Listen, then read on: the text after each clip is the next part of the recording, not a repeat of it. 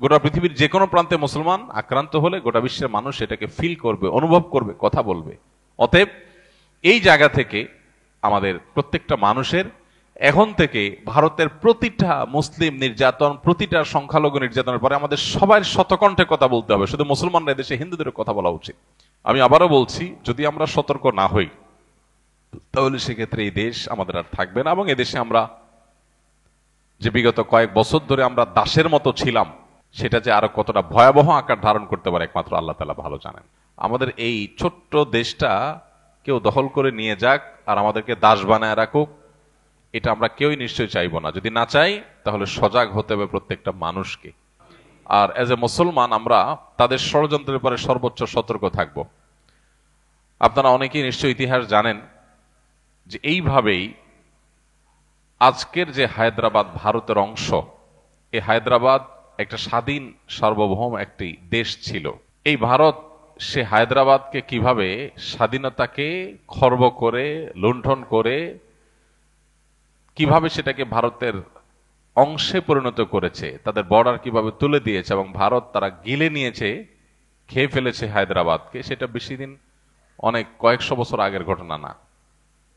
অতএব আজকের প্রেক্ষিতেও আমরা যদি সবাই ঐক্যবদ্ধ না থাকি, আমরা যদি সজাগ না থাকি, তাহলে আমাদের পরিস্থিতি বড় করুণ হবে।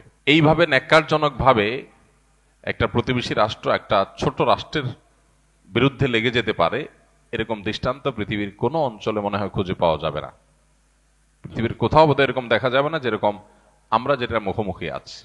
আমাদের মুসলমান হিসাবে প্রত্যেকটা মানুষের এই ভূ রাজনৈতিক যে ষড়যন্ত্র আছে এই সম্পর্কে সচেতন থাকতে হবে। আমরা যদি মনে করি না একটা দেশ আর একটা দেশকে দখল করে নিতে পারে না, তো এটা ভুল হবে। আমাদের প্রত্যেকটা মানুষকে এই যে ভয়াবহ ষড়যন্ত্র চলছে, এই ষড়যন্ত্রের ব্যাপারে সর্বোচ্চ সতর্ক থাকতে হবে। কোন অবস্থাতে এই ষড়যন্ত্র যাতে তারা সফল না হতে পারে। রাজনৈতিক মত পার্থক্য থাকতে পারে, ধর্মীয় মতভিন্নতা থাকতে পারে, নানা বিষয়ে মতভিন্নতা থাকতে পারে, কিন্তু আমাদের এই ছোট্ট দেশটা কেউ দখল করে নিয়ে যাক আর আমাদেরকে দাস বানায় রাখুক, এটা আমরা কেউই নিশ্চয়ই চাইবো না। যদি না চাই তাহলে সজাগ হতে হবে প্রত্যেকটা মানুষকে। তারা এতদিন ধরে আমাদেরকে গোলামের মতো, দাসের মতো চালায়া তারা ধরেই নিয়েছে যে এরা বোধহয় সারা জীবন দাসের মতো আমাদের কথায় উঠবস করবে। এখন যখন দেখছে সব কথা উঠবস করে না, তখন তাদের মাথা খারাপ হয়ে গেছে।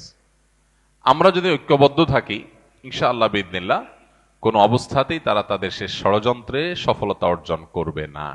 আল্লাহ তাআলা আমাদের প্রিয় স্বদেশকে সকল ষড়যন্ত্র থেকে হেফাজতে রাখুন।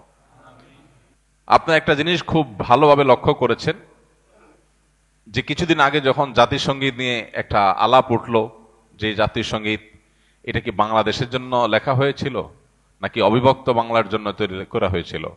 অবিভক্ত বাংলার জন্য যদি লেখা হয়ে থাকে, আমার সোনার বাংলা বলতে যদি গোটা পশ্চিম বাংলা আর এ বাংলা দুইটাকে বোঝানো হয়ে থাকে, তাহলে সেক্ষেত্রে সেটা কিভাবে বাংলাদেশের জাতীয় সঙ্গীত হয়? এই দেশের জন্য তো এটা লেখা হয়নি, এটা তো লেখা হয়েছে ভারতের একটা অংশ আর এদেশের একটা অংশের জন্য। রবীন্দ্রনাথ যখন লিখেছেন তখন তো এদেশের জন্ম হয়নি, তাহলে এটা কিভাবে দেশের জাতীয় সঙ্গীত হইতে পারে?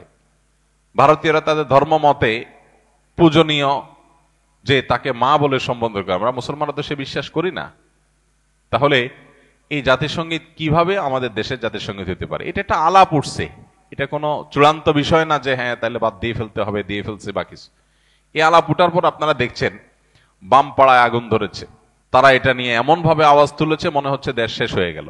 কিন্তু এখন দেশের স্বাধীনতাই যখন হুমকির মুখে, সার্বভৌমত্ব যখন হুমকির মুখে, দেশের বিরুদ্ধে সকাল বিকাল যখন মিথ্যাচার চলছে, তখন তাদের সবার মুখে কুলুপ। এই মানুষগুলো শয়তানি যুগ যুগ ধরে আলেম ওলামারা আপনাদেরকে বলে আসছে, আপনারা হয়তো কেউ বিশ্বাস করেছেন, কেউ করেন নাই। এখন সময় এসেছে প্রকৃত শয়তান দেখার। শয়তান দেখার খায়েশ যদি থাকে কারোর, তো এদের চেহারার দিকে সকাল বিকাল তাকালেই শয়তান দেখার খায়েশ পুরা হয়ে যাবে, যে মানুষরূপী শয়তান কিভাবে হয়, মানুষ কতটা ভণ্ড হয়, কতটা ইতর শ্রেণীর হয়, কতটা মানুষ বিচারী হয়, মুনাফিক হয়, এটা এদেরকে না দেখলে বোঝার কোনো উপায় থাকবে না। তারা দেশের প্রেম আর দেশের মায়া এমন ভাবে জিগির করবে। আজ বহু বছর ধরে আলেমুল আমাদেরকে আসামের কাঠগড়া দাঁড় করা রাখছে। আলেমুল আমারা দেশের কোনো সুবিধাই ভোগ করে নাই, না সরকারি কোয়ার্টার পাইছে, না সরকারি টাকা পয়সা লুট করছে, না অন্য কোনো কিছু। কিন্তু দেখবেন দুর্দিনে সবার আগে জান দিয়া, জীবন দিয়া আলেমুল আমারা সবার আগে চলে যাচ্ছে। ভাইরা আমার, এই তথাকথিত সুশীল শয়তানগুলোকে এবং তাদের শয়তানিগুলোকে চিহ্নিত করার সময় আমাদের আসছে।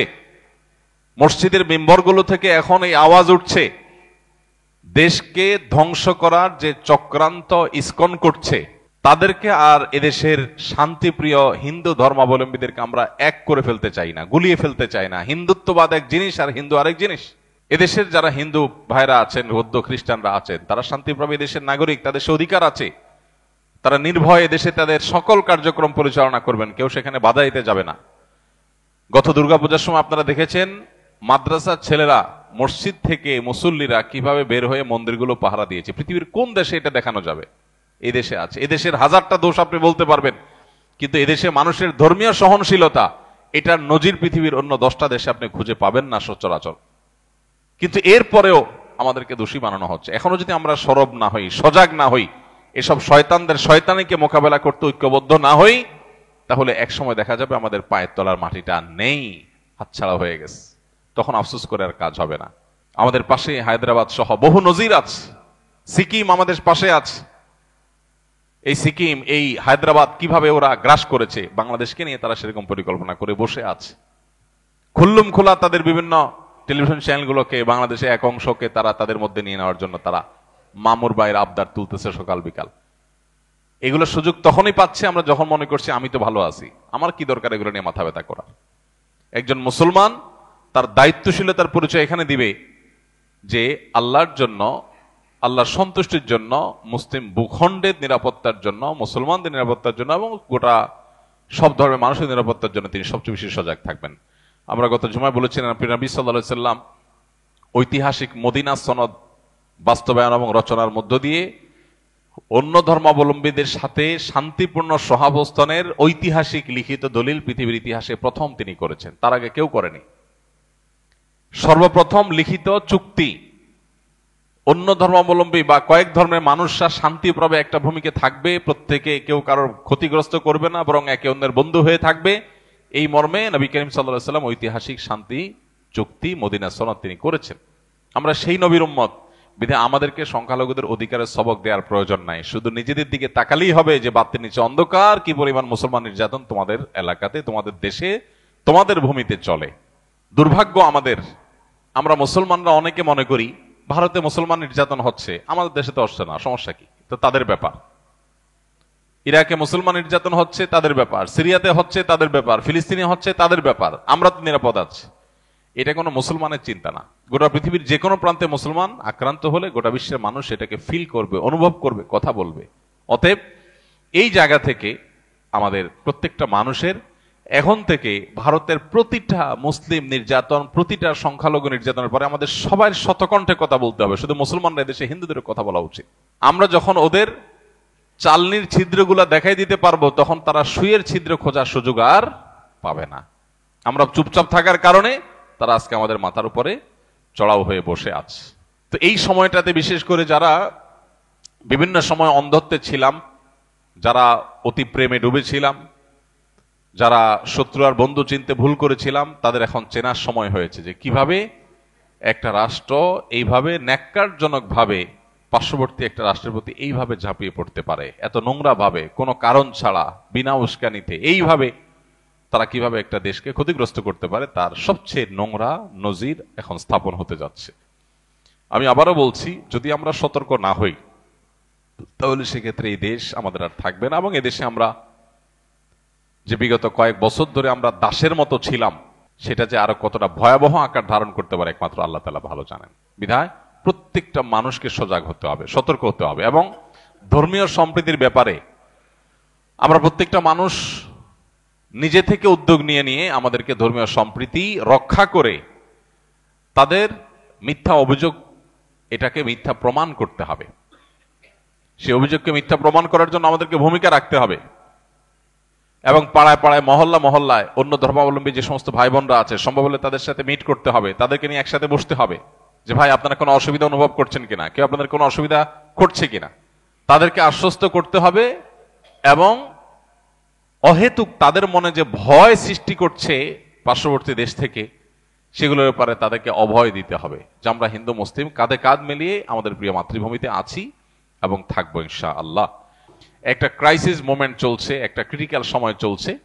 বিশ্বের বিভিন্ন শক্তিশালী দেশগুলোকে এই দেশের বিরুদ্ধে দাঁড় করানোর এক চক্রান্ত, এক খেলা এখানে চলছে। সেখানে এই দেশীয় যে বিদেশিদের এজেন্ট মিডিয়াগুলো আছে সেগুলোকে ভালো করে চিনে রাখার সময় হয়েছে। এরা বিদেশিদের পারপাসগুলো কিভাবে সার্ভ করে, তাদের নিউজ করার স্টাইল যদি দেখেন, লেখাজোকার স্টাইল যদি দেখেন, তাদের রিপোর্ট করার স্টাইল যদি দেখেন, তাহলে পণ্ডিত হওয়া লাগবে না আপনার বোঝার জন্য যে তারা আসলে তাদের টোনে, বিদেশিদের টোনে তারা কথা বলতে চায় এবং এই দেশকে তারা ব্যর্থ রাষ্ট্র হিসাবে পরিণত করতে চায়, বিদেশিদের খবরদারি এখানে বাড়াতে চায়। আমরা তো বিদেশিদের খবরদারি থেকে মুক্ত হতে চাই, আমরা স্বাধীন থাকতে চাই, কিন্তু আমাদের উপরে বিদেশিদের খবরদারি বাড়ানোর জন্য এদেশের কিছু মিডিয়াও কাজ করছে। চোখ কান খোলা রাখতে হবে এবং সজাগ থাকতে হবে, ঐক্যবদ্ধ থাকতে হবে। আমরা আবারও বলি, শত বিষয়ে আমাদের মত পার্থক্য থাকতে পারে, কিন্তু আমাদের এই প্রিয় স্বদেশটাকে সেভ করার ব্যাপারে, এটাকে নিরাপদ রাখার ব্যাপারে আমাদের কোনো দ্বিমত থাকা উচিত না। এ ব্যাপারে আমাদের কাঁধে কাঁধ মিলিয়ে কাজ করতে হবে। আল্লাহ তাআলা আমাদের সবাইকে সেই তৌফিক দান করুন।